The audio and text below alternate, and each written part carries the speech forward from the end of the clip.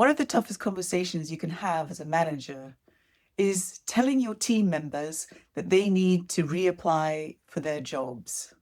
This can happen due to changes in the operating model, pooling resources and teams together, delayering management structures, or due to outsourcing or divesting parts of the business. Let's walk through together how best to handle this. I'm Dawn, and this is Have That Talk. Now, it's actually not that uncommon for organizations to ask their team members to reapply for their jobs. But as somebody tasked with communicating this, it's a difficult place to be because it activates the threat response on several different levels, in particular, the relatedness aspect.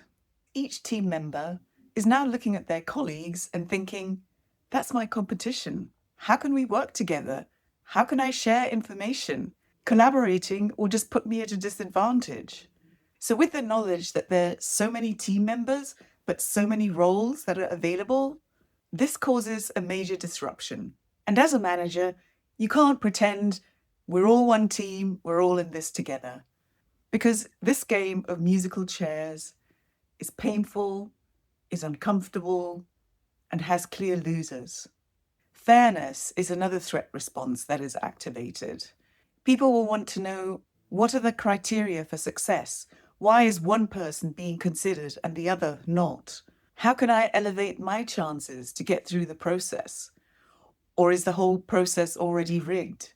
Has the decision already been made about who's in and who's out? And as a manager, you're sitting in the middle of it. On the one hand, you've got the organization asking you to communicate this change. And on the other hand are your team members who are pushing for a slice of an ever-shrinking pie. And sometimes you might also be affected by the reduction. Your role might also be under threat. And even if it isn't, and you stay put, what you're then dealing with is the fallout, the sadness of good people having to leave, and then bringing together all these individuals who were competitors back into a coherent team again. Now, of course, you're supposed to communicate that it's a fair and transparent process, but deep down, it does feel unfair. Don't try and play up what is going to be a difficult phase for the team. Be clear about the reasons for the restructuring, the number of roles that will remain, and the scope of those roles going forward. Also be clear about your own role, whether you're here to guide a process that you will then have to hand over, or whether you're here to lead the team into the future. Assuming it's a due and fair process, there is an element of agency that each individual will have, how they position themselves, how they perform in the interview process. And usually the decision is not yours alone. This is something that you can be clear about in the conversation with the team. Encourage them to apply, encourage them to do their best, but be clear that the numbers won't change and it's still going to be a competitive process. And avoid saying things that just seem disingenuous, like, may the best person win, or let's continue working together as a team.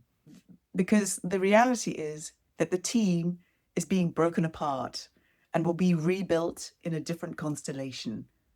This is something you need to acknowledge in an honest and transparent way.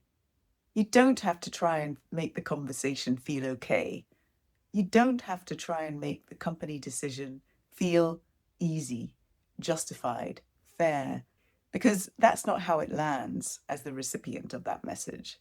Just make your statements in a clear but neutral way.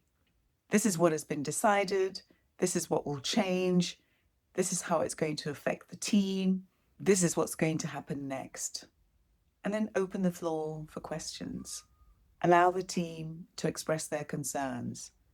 Some of the comments may be inappropriate, unprofessional, emotional.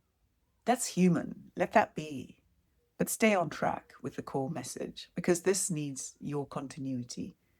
Be prepared, both on the practical and informational side of things and in your inner core, because this is the mindset and the stance that will enable you to have that talk. Okay, I'll see you next time.